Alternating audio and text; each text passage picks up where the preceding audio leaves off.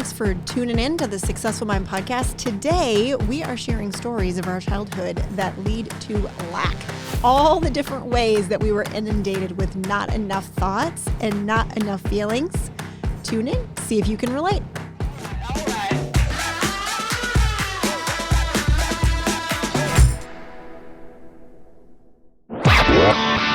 You're listening to the Successful Mind podcast.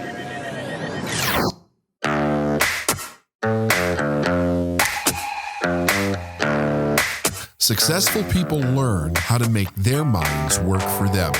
We are Life is Now, and this is the Successful Mind podcast.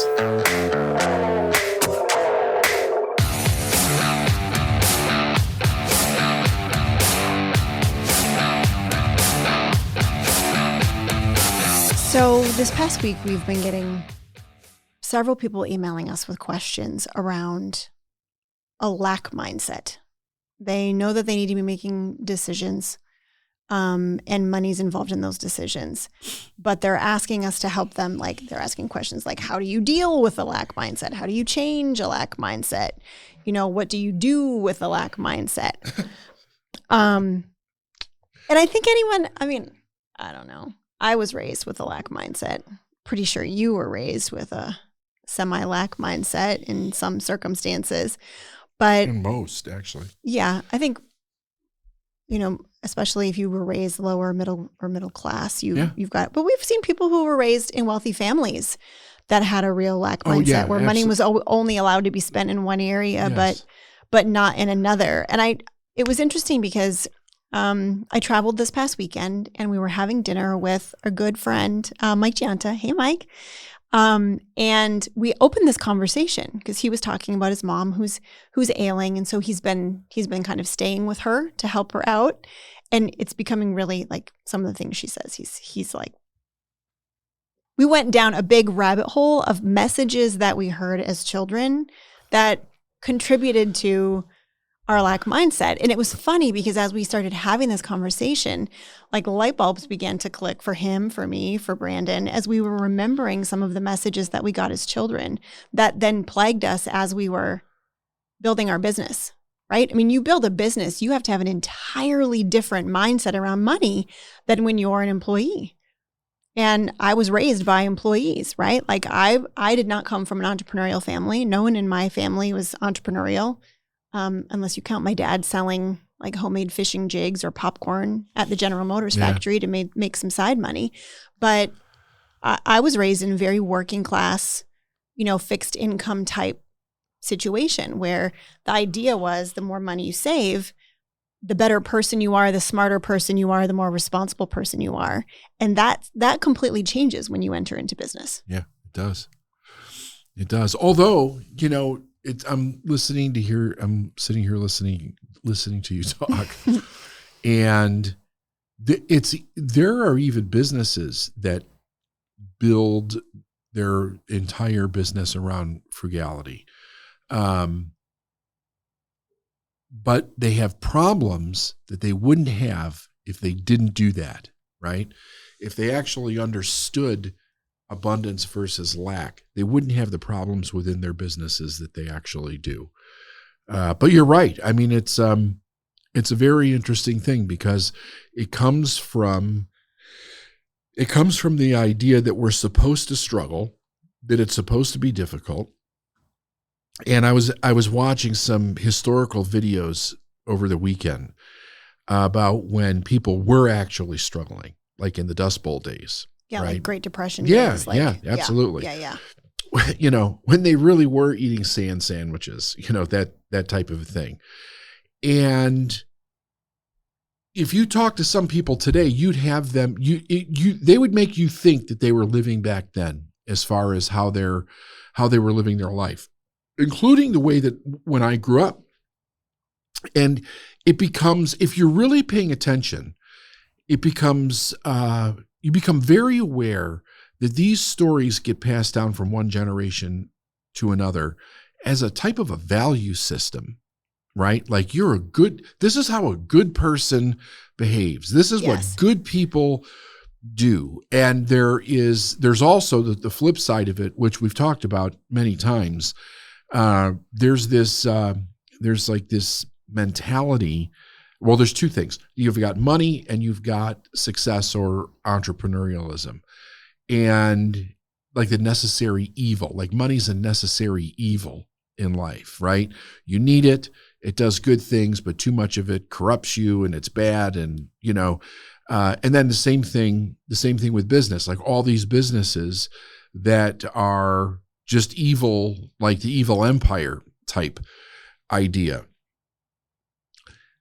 And yet if you, like you mentioned earlier, if you drive across town to save 3 cents on a gallon of gas, that's what makes you a good person. You spend a half an hour driving somewhere to save, $2. That's the good thing to be doing, right? Yeah. Well, not only that, but for me, it was the opposite. Like stupid people wasted their money on those things. Oh, yeah. Like you are stupid. And that, to me, being stupid would be horrible. Yeah. If my parents thought I was stupid, because my value wasn't being they're ashamed for you, right? Yeah. Right. Yeah. Like, that's stupid to spend that on that. I mean, I can't even tell you how many times I heard that growing up. It would be stupid to spend that money on that. Right. So it's not only like not spending on certain things would make you a good person. Spending on the wrong things would make you a stupid person. Yeah. So you had it it's like you were constantly playing this game of when am I a good person? I just don't want to be a stupid person. Where does what I want fall in there? Right. What I want doesn't fall anywhere in there. No. Right. No, it really doesn't. And yeah, as you're saying that, I'm thinking back, that word was used in my childhood. You were stupid. Why would anybody spend that kind of money on that? Why would anybody buy something like that? I've even I had an experience with somebody in my life when I was a young adult. I was an adult where this person who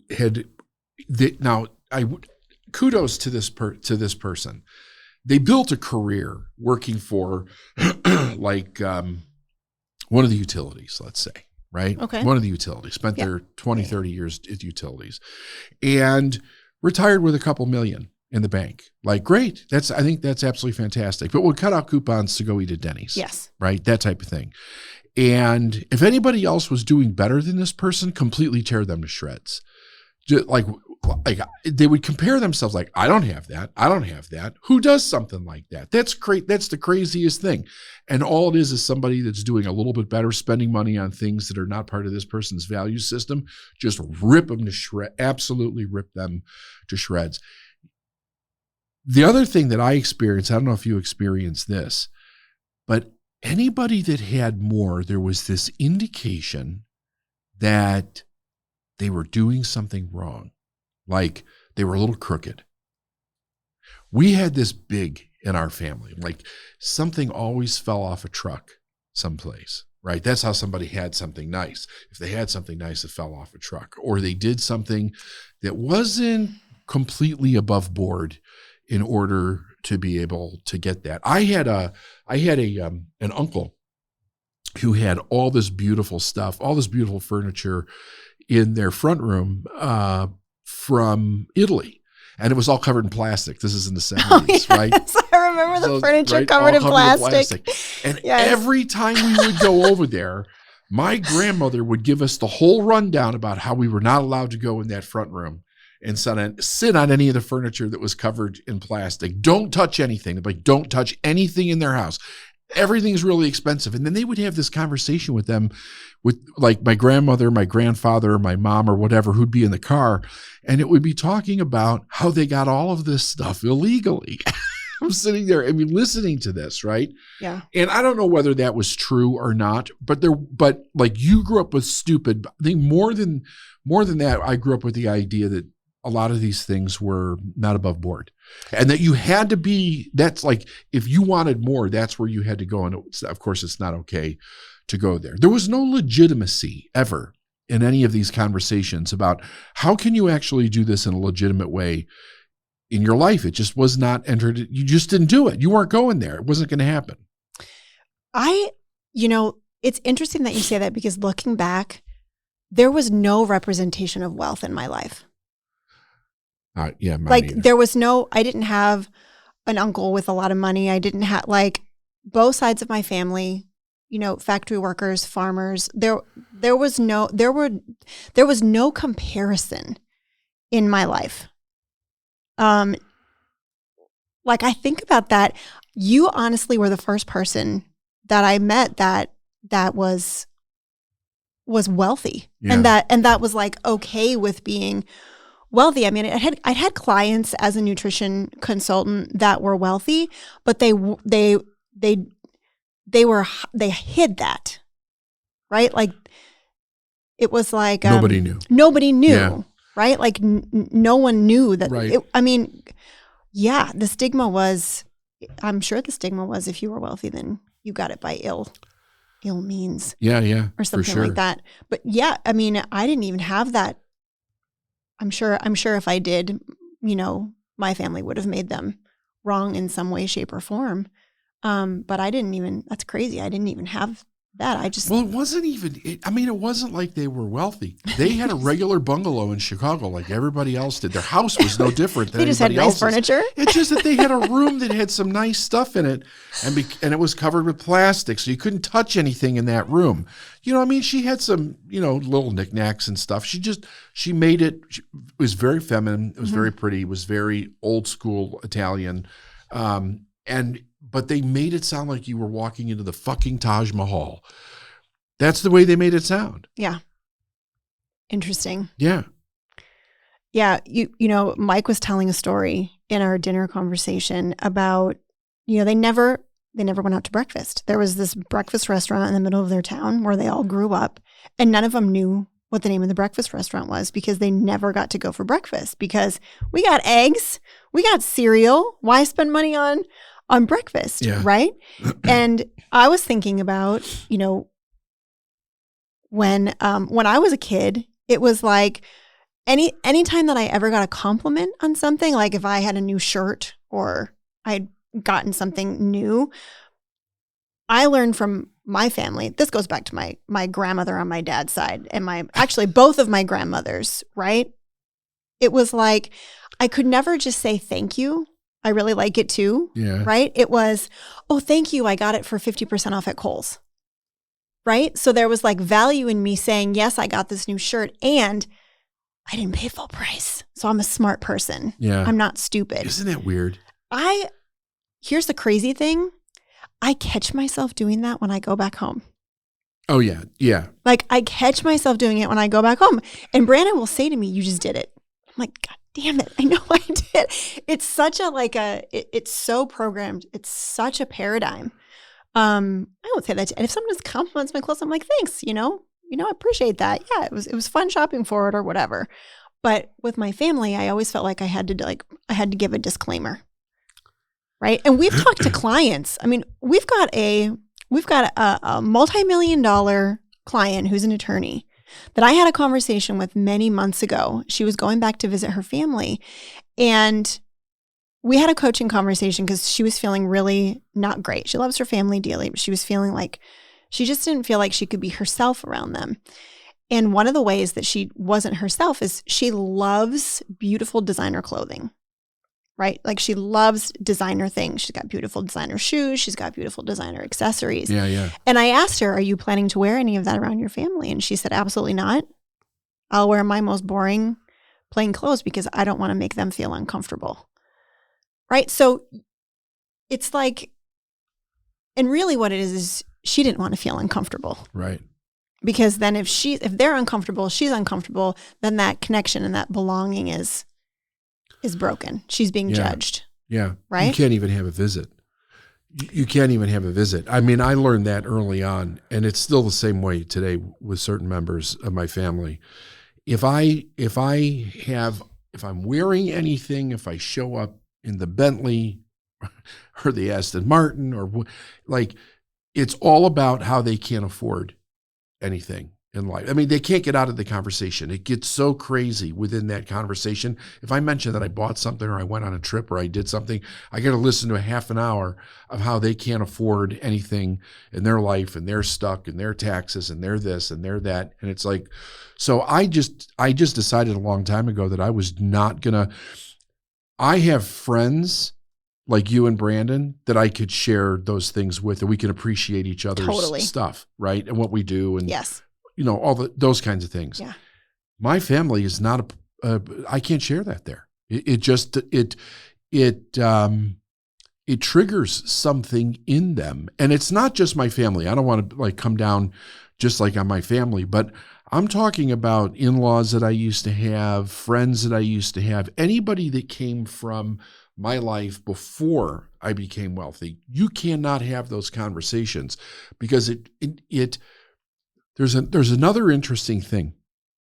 There seems to be a value conflict. It's interesting that you said that you were stupid if you didn't. Oh my gosh, so stupid. So they'll say something like, "Why would you spend all the money? Why would you spend that much money on something like that?" Right? Because I wanted to. Yeah, because I wanted to. And wanted to, when you say that, it's like you could see something twist in their head. That doesn't resonate. I think they literally fight the idea that that's the craziest thing that I ever heard versus it's actually okay to want something in your life. And you're right. When we start working with clients, when we start consulting clients, this is one of the major issues that they have to get past in order to be able to operate from a place of what they want. Yeah, because if you hold on to money, your business dies. Right. If you run your business based on survival, your business dies. Yes. And there's a lot of business owners out there that are running their business based on survival. There are millions. Terrified, right? Yeah. Or there are business owners that have worked really, really hard to build their business to multi-millions, but they won't give themselves permission to buy a house that they really love. Because what if? And then what if everyone sees this house and thinks that I'm too big for my britches, right? Or what if I buy this house and something happens and I can't afford it? Their brain goes to worst case scenario to protect from feeling that humiliation, stupidity, lack of belonging. But actually it's the desire for the house that's going to pull their business forward. How about the people that won't even pay themselves? Well, yeah, yes. Right? Yeah, that's a common problem as well. It's funny, they pay all their bills in their business, all their employees get paid, but there's no money left over for them. There's like magically no money left over for them. And they believe in that reality that they've created for them. And it's completely not true. Yeah, it's completely not true. It was funny because this conversation that we were having sparked, with Mike, sparked all of these memories, sparked some memories for Brandon too, right? Like Did it? He has a story. Oh, I remember when he first told me this, and this is all tied to worth, right? Like what we're not talking about right now is that these messages that you received as a child all translate into your own worth and value. Like I'm not worth it, or I'm not good enough, or, I'm not worthy enough, right? Because money is the value. Yeah. So Brandon tells me the story, and I just wanted to give like little boy Brandon a hug because it's such a babe. You got to tell this story. What's the story, T? I think I may have spoken. I think I told David this a while ago. I don't know if I've ever done it on the podcast or not. I kind of tried to do a quick search, but basically it was this. So when you talked about there was no version of wealth in your family, there was in mine. My Uncle Richard, he owned his own construction business down in California. He lived in, kind of like that San Francisco area. You got to have money to be able to live out there. And he would come up. And the way I knew he was wealthy is because when he would take me to the Dairy Queen, he would pay with a $20 bill. He would pay in cash.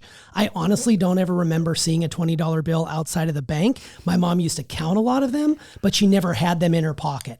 So he would always take me and my brother down to the local sporting goods store. Wait. How old were you at this? I was probably about 12 or 13. Okay. All right. So that's probably important to mention because I was old enough to know that this was probably going to be the best day of my life because he took me down to the sporting goods store and he said, get whatever you want.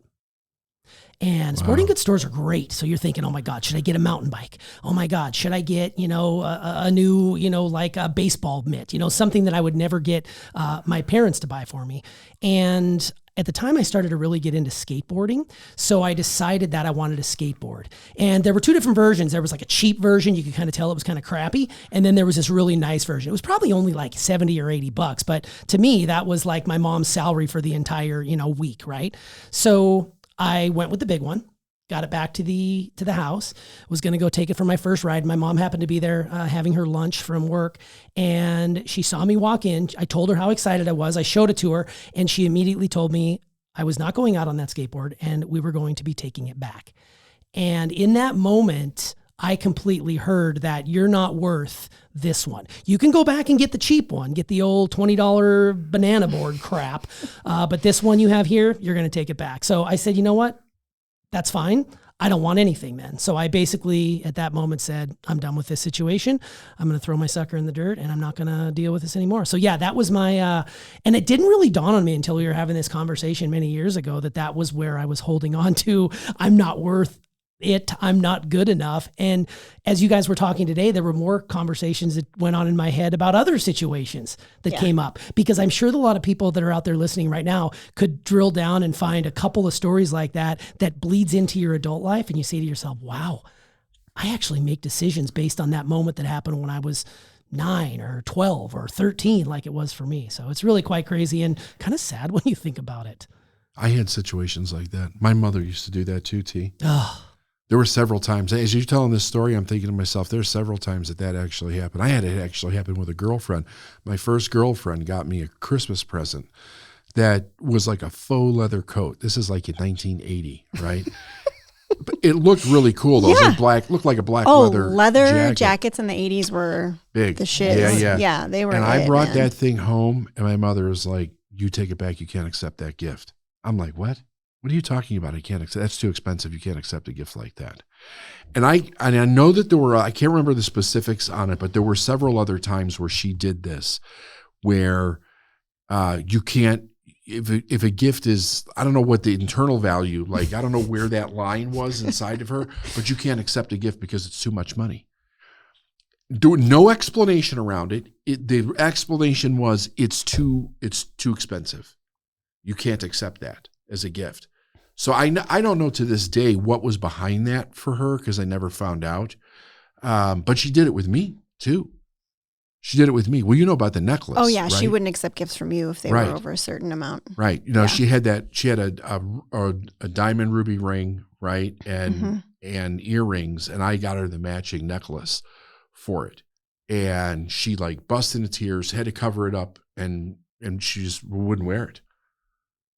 She wouldn't wear it. Like, it's just too much. It's just too much. Like, I don't know if it's. Do you think that there was shame in that? Did you? Oh, 100%. Absolutely, 100%. Like, my mom would get help from her parents, my grandparents, to be able to make it from week to week on a grocery budget. It would hurt her very much to have to ask for that money, but things were tight. And so she was very ashamed of anybody, especially like my Aunt Judy, who was Richard's wife.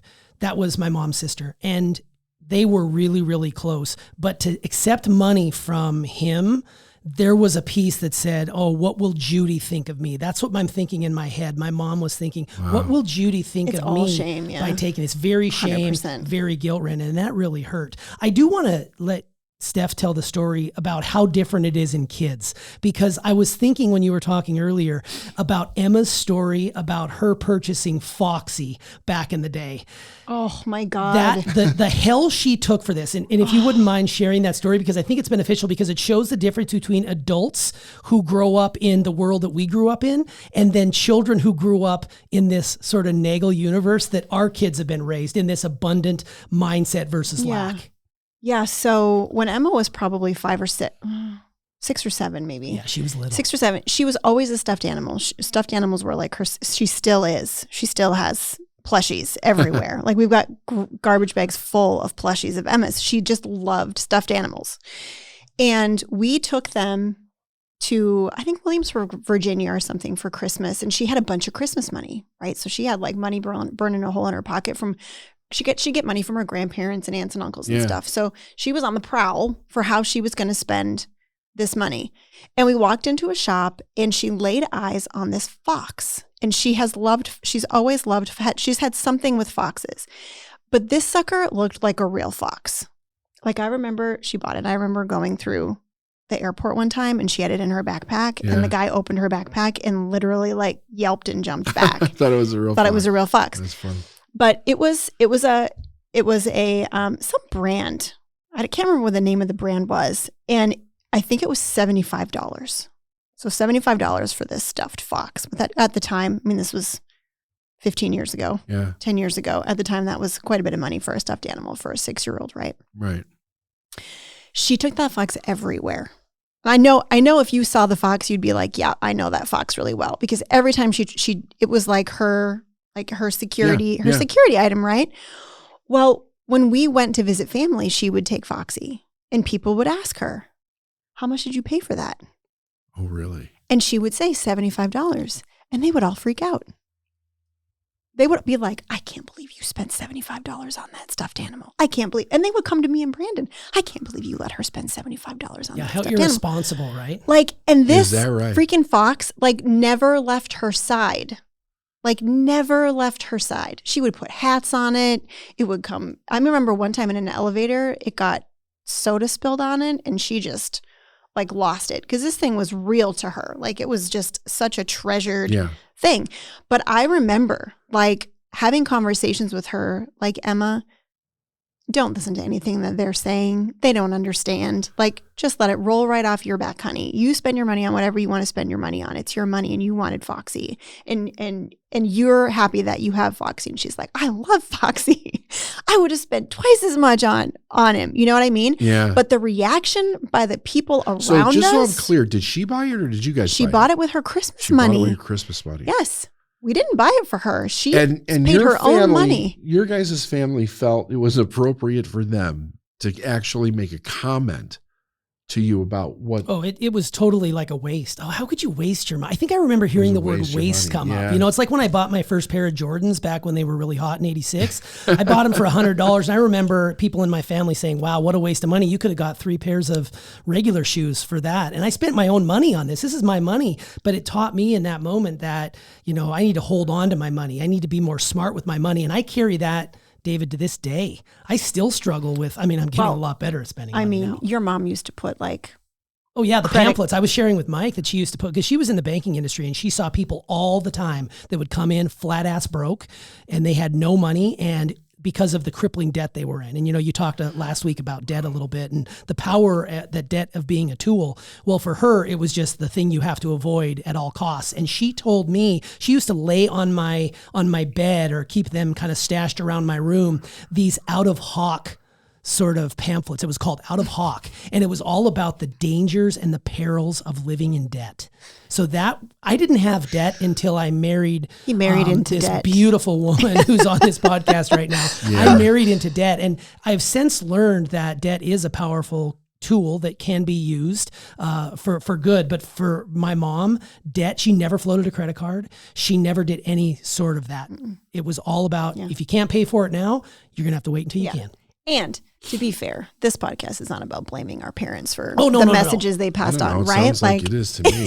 I'm perfectly fine with blaming those fuckers, right? I mean, my mom and dad came from lower middle class. My dad came from a farming background where everything was, scraped together, hand me down. My grandma sewed their clothes. I mean, it was very hand to mouth. Like you were resourceful, right? And my mom, pretty much the same. So they did the bet. Like kudos to them for doing what they did do, right? And most of the time these conversations, I think all the time these conversations are going on and they're completely unconscious of it. Right. Like they don't even know, they don't even hear themselves. It's just normal. It's just part of their culture. It's part of their belief system, right? Normal, but when you leave that and you step out and you enter into a new belief system, because that new belief system is going to build your business, right? You see a huge contrast between the beliefs that you were raised in as a child and the beliefs that you now need to adapt as a business owner. Yep. And it shows up in really sneaky ways. Right? You know that you need to hire someone, but you don't have the money right now to hire it, but you know hiring them is going to bring the money, but you don't have the money right now. And you were told not to spend unless you had the money. So you don't hire. So it keeps your business stuck. Yeah. Right? It's these constant value conflicts being a business owner that trip you up. You don't want to be stupid, right? You don't want to be a stupid person by hiring and then having to fire someone because you can't pay them. So you don't hire. Right. And the other one is, this one is always in the back of their mind. What happens when the other shoe drops?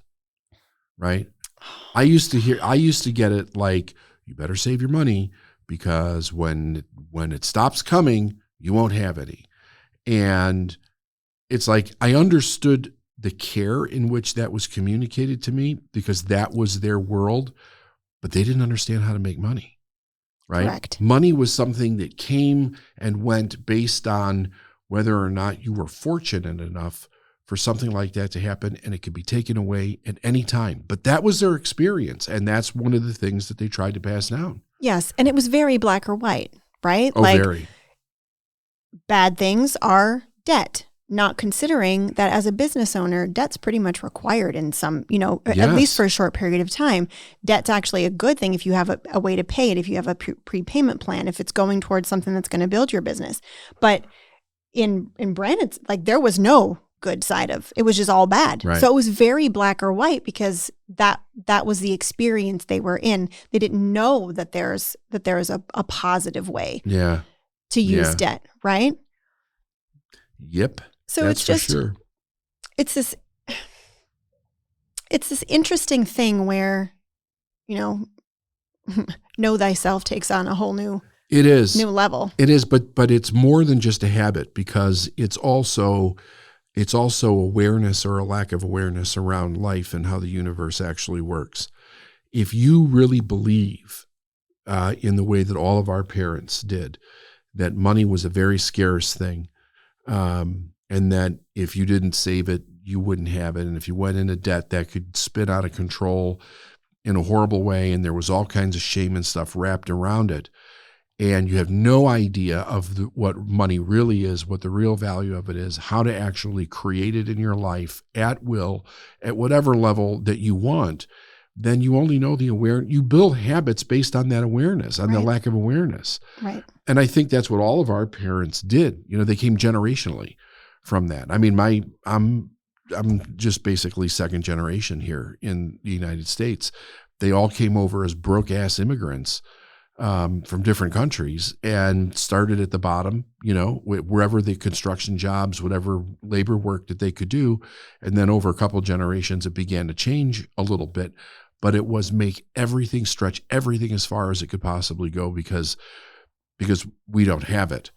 And I remember when I first started to learn and get out of my environment, I was shocked. I was so stunned in the beliefs that other people had around money and wealth and just how they would up-level their lives to certain degrees. And it was kind of like, you can live this way, but it's not just about breaking the habit. You have to understand more than just, because if you break the habit and you're going against that paradigm in your mind of like, what if something goes wrong? You really end up in a value conflict. It doesn't seem to make sense when you do that. So there's a whole lot more that you have to learn about this in order to be able to come through the other side where it's easier to adopt different habits and behaviors so that you're not having, to live hand to mouth like that in your business. Or live in fear. Oh, yeah. I mean, there's so many business owners that have plenty of money in the bank. They have a thriving business that's making money. They have capacity to sell more and they're working towards selling more. And they're constantly crippled by the anxiety that the other shoe's going to drop. Yeah. Yeah. Like they're waiting for that one bad thing to happen, right? It's not. That's an unconscious expectation. It's no way to live. No, it's not. It's not. And it's not that bad things won't happen, but to not understand that you have the ability to overcome when something goes wrong and to be able to do something about it without having this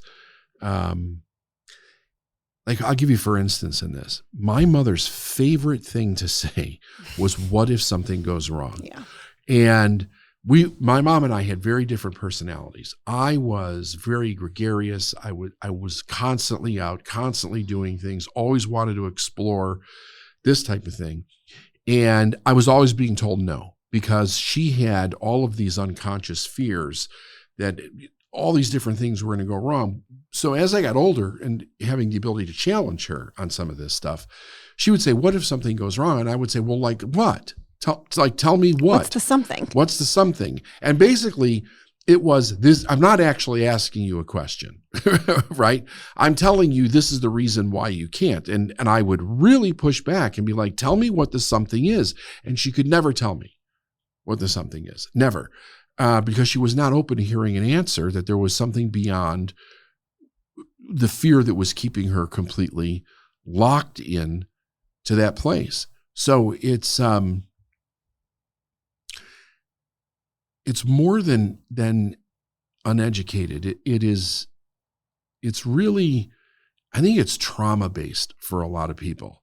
Just regardless if anything ever happened or not, to constantly live in the fear that the other shoe is going to drop, right? Or that you're going to make a mistake, or that your personal identity is challenged, like you're stupid if you do this, makes it very difficult for people to come out the other side of that. Yeah, I agree.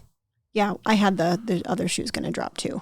That was a big thing. Like, be prepared. I mean, I'm a control freak, so I think about things up one side and down the other, right? Which is a superpower, but it also can be completely exhausting and unhealthy at the same time. For sure. At the same time, because there's only so much that you can control and only so much that you can forecast and foresee, right? That's right. But let me ask you this: if a client, and I think I know the answer, but I'm going to ask it anyway for our listeners. If a client or someone came up to you and said, "David, how do I overcome my lack mindset?"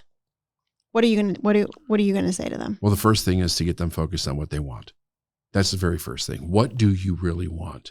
Because you have to have a reason to overcome it. I've never seen anybody anyway, just overcome it because it's something to overcome. Right. You've got to have a reason to overcome it. Even Napoleon Hill talks about that in Think and Grow Rich. He's like, no person is going to get wealthy unless they have a white hot desire in order to create those riches. So that transfers through everything in a person's life. You first have to get clear on what do you want. Now, when I have this idea of what it is that I want, I have a reason to be able to start to do, to actually do something different. But at that point, it's a learning process, right? Who do you have to become in order to get what you want? And part of it is that you're going to have to let go of these beliefs that everything's going to go wrong or that you're wrong, because it's multi-layered, right? It's, I'm wrong as a person. Not just wrong, but now I'm stupid as a person, yes. which you mentioned earlier. Oh my gosh. Right? The other thing is that they all know, every one of them knows that as they start to approach this line of getting what they want, there's going to be this pushback that we've all talked about from our families. Yeah. Right? But when I used to do seminars with Proctor, he had a fun little thing that he would do. He would say, I want you all to pretend that you're going to go home. You're going to invite all your friends and family over for dinner, right? And then in the middle of the dinner, you're going to ding a glass and you're going to stand up and say, I have an announcement to make. I have decided that I'm going to become unbelievably wealthy. And you'd hear everybody in the audience crack up because they all know how that conversation would go if they actually did it. Very few people actually would have people go, that is freaking amazing. How can I help? It would be, you don't deserve that. Who do you think you are? Money doesn't grow on trees. Money's not going to make you happy. It's just repetition after repetition after repetition about the negative beliefs of what they want. So they have to know what they want. They have to be willing to become the person that can create that. They have to learn skills and change the habits in order to do it. They're not going to do it without some kind of an education behind it. And that's where we come in because that's what we do. Well, I'm going to tell you just the last story here to wrap this up that you probably don't have any recollection of, but is burned in my memory,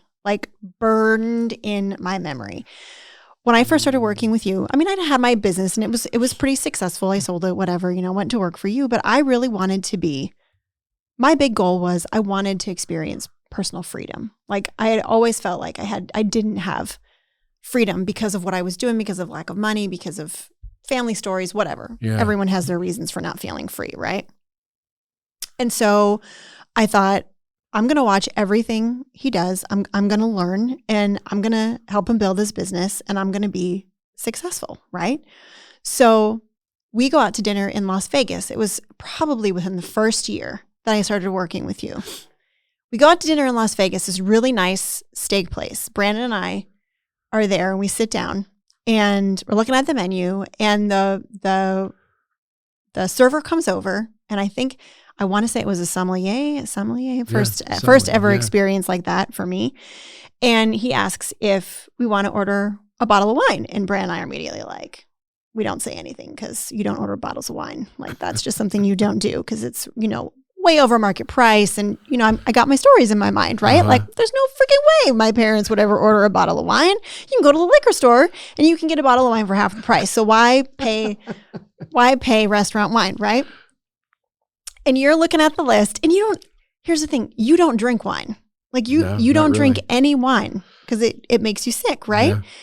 And you order this bottle of red, and it was $450. And there were 4 of us at the dinner table, right? And you weren't even drinking. Right.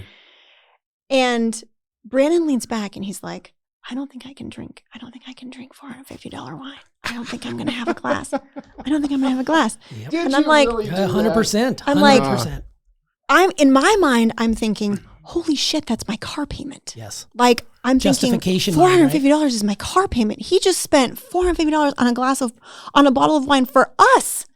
Not even for him, for us.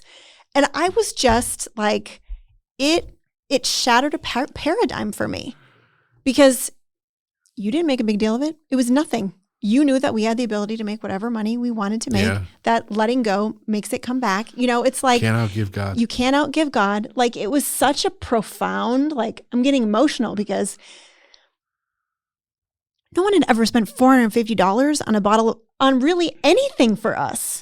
No way. Let alone a freaking bottle of wine that lasts an hour and a half. And like, talk about stories of it being a waste of money going through my mind, right? Like, it was such a paradigm shift, but it was the first representation of, this is what I wanted.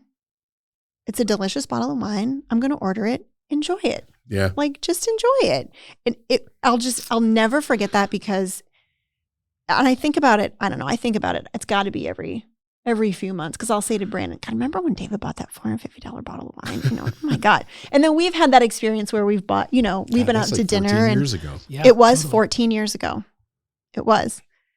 Yeah. It's crazy to think, and shout outs to Hank's Fine Steaks and Martinis out there at the Green Valley Ranch, because I remember exactly where I was in that moment. Is that Hank's, where we were? It was at Hank's. Yeah, it was at Hank's in the Green Valley Ranch Casino out there, one of my favorites out there in Vegas. Shout out to them. But it blew my mind, because when you put it into perspective, when we were first starting out, we weren't making a lot of money at the time, and we were still leveraging our own credit to get to a point where we could be successful. Yeah. And that, to put into perspective, was about a month's worth of groceries spent on the most delicious bottle of red I ever had, right? Mm-hmm. And ever since then, now we'll go out and we'll have cocktails, or we'll go out and have a nice dinner, and, we'll spend car payments and all these other sorts of things, but it isn't like it was back then, because now we know that we're worth it. And I think that's the most important part of it. And you know that it's coming back. Yes. Oh, yeah, totally. Yeah, you got to spend it to make it. So it sets up a completely different expectation. Right. So whenever, it's like, when I tell that story, like if I ever see like money slowing down, I'll go spend more money, because it sets up the expectation that it's coming back. It's coming in. Otherwise, you just retract and you go into a negative energy of fear, and then it slows down even more. And I've been doing that for almost 30 years now, and it's never not worked. Yeah. So I love it. Okay, before Steph walks us off, I want to do a little quick etymology lesson here to see if you guys know your stuff. Oh, God. I know, I'm putting you on the spot here. We have said in this podcast no fewer than 5 times, waiting for the other shoe to drop. Do any of you know what that means and what that's in relation to, just out of curiosity? I don't. No. I didn't either. So what's the etymology? Basically, first and foremost, it basically means you're awaiting an inevitable event. Like it was inevitable that you got to save that money because you're going to have to use it for something important, right? It's a waste if you don't. So the term, and this is from my friends over at dictionary.com. It's basically from the back in the New York City era in the late 19th century, early 20th, a lot of manufacturing going on, and the apartments and the tenements were built on top of one another. So basically, when your neighbor would get home, the one that lived above you would remove their shoes, they would fall to the ground. So you would hear one shoe, it would create a disturbance. And then, of course, you're now waiting for the other shoe to drop. It's inevitable there's going to be two of them because we all have, well, most of us hopefully have two shoes. So waiting for the other shoe to drop is basically around that apartment style housing in New York. So shout out NYC for that great little piece of information. Etymology at its finest. That's really cool. That's interesting. I love going and looking at this, the origin of where these phrases come from because we use them so often. Yeah, for sure. I love it. And with this lack mindset, I always kind of lead us out with a couple of episodes that people can go back and listen to because, we've got tons on abundance, but there's specific ones that we deal with that are around lack mindset. And one of them is episode 294. It's titled There Is Only Abundance, where David speaks a lot about the lack mindsets that we carry with us from our childhoods. And then last but not least, back to episode 25, probably one of my favorite titles we ever had for the podcast, way back in the early days of TSM, Coupons, Bargains, and Perpetual Poverty. Oh my God. That is a doozy. And I know we probably shouldn't talk coupons, David, in front of Steph. She gets very, very worried that people are going to start writing hate mail our way. Yeah. It's such a powerful lesson. I know. I hear about it every time I bring it up. It's such a powerful It is lesson. very confusing though. They're like, you see their brains scramble. Yes. You must start doing it. But I've got, so let's change, waiting for the other shoe to drop to a positive one, waiting for the other cork to pop. Yes. Right? I like that. How about that one? I like that. Waiting That's for a the prosperity other cork to one. pop. Yes. And as long as that cork is in something that's over $450, Absolutely. Why? We're not drinking $2 Chuck here, no dude. No way, no how. Those days are long gone.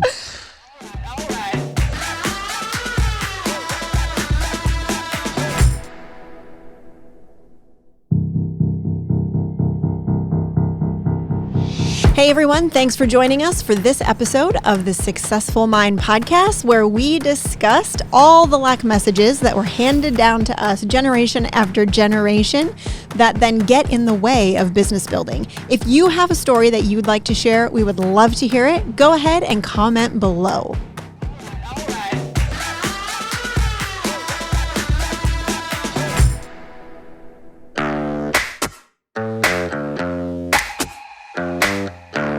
Thanks for listening to the Successful Mind podcast. If you like what you've heard and you want to know more, go to davidnagel.com/free stuff.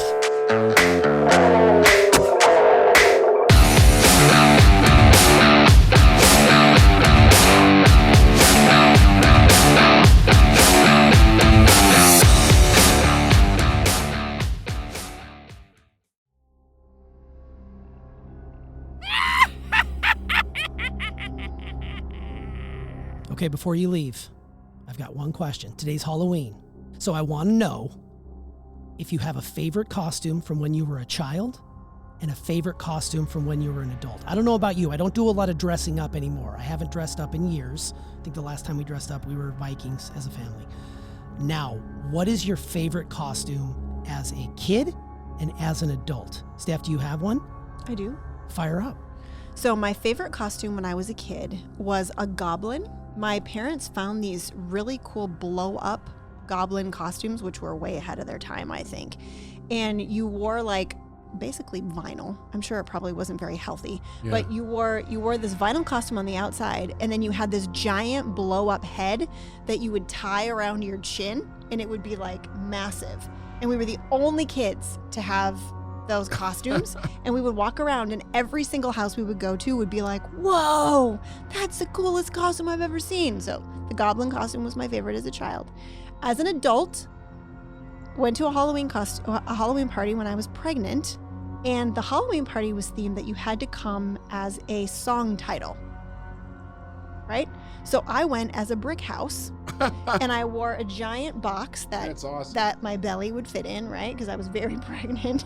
I wore a box. I painted it like bricks on the outside, and I went as a as a Cheese brick on house. House. Yeah, that was Interesting. great. Yeah, that was when we were teachers and we had access to all sorts of fun arts and craftsy stuff. So yeah, for that's sure. great. How about you, David? How about your costumes? So there's two. So when I was a little kid in the 70s, Evel Knievel was my favorite costume. I loved that costume. Like I would wear it every year. And then as a teenager and then into an adult, which I haven't been to a costume party in for years either, was a vampire Dracula. Like vampires were always in, right? So vampires were pretty cool.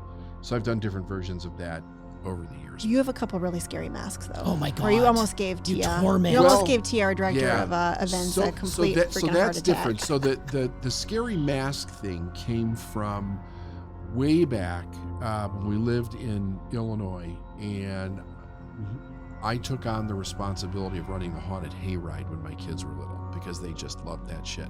The family that ran it moved, and nobody wanted to do it. And I'm like, oh, I'll totally do this, right? So I had all these different scary masks that I would wear. We would dress up Joey as Chucky. All the kids would be something, you know? And we would do this out in the woods because it was a hayride. It was a hayride thing. That's where the scary mask thing came in. But if I was going to a costume party, right, I would probably go as a vampire. Vampire. Yeah. Nice. That is so cool. Well, mine, first of all, shout out to the vinyl costumes of this world. I don't know if they still make those anymore because they're highly flammable and they're probably They're toxic. Yeah, they're so toxic. But the smell of them was intoxicating in a good way. Like I can smell my Boba Fett costume with that plastic over the top of it, and you just smell that, and your breath is in that, and it's so hot, and you'd put it up over your head as you were trick or treating. But in Montana, a lot of times you didn't get a chance to see the costume except at the parade they did at the school that day, because we used to be able to wear costumes to school. Yeah. And you would do a parade, but at night it would get so cold you'd just have to throw a jacket over it. So you were basically Boba Fett with your cheap ass jacket that you pulled out of the pantry.